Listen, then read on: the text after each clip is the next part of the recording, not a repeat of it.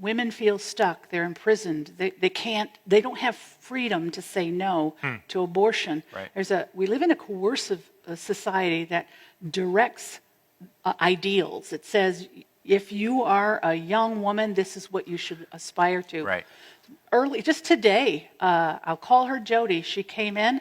She was desperate and overwhelmed, a junior in college, and said, I can't do this right now. She had an ideal that she needed to fulfill, and it was too difficult for her to consider continuing her pregnancy. Right, right.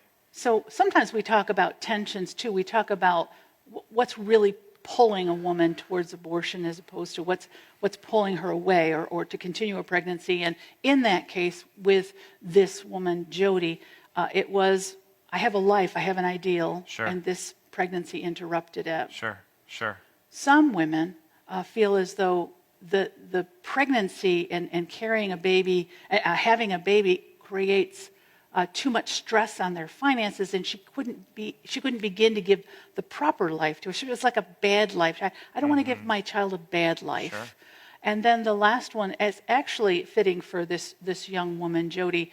She didn't want to tell her mother, and so there's an element of shame. I'd rather deal with the guilt of abortion than have to live with the open shame of a pregnancy that was untimely in her perspective.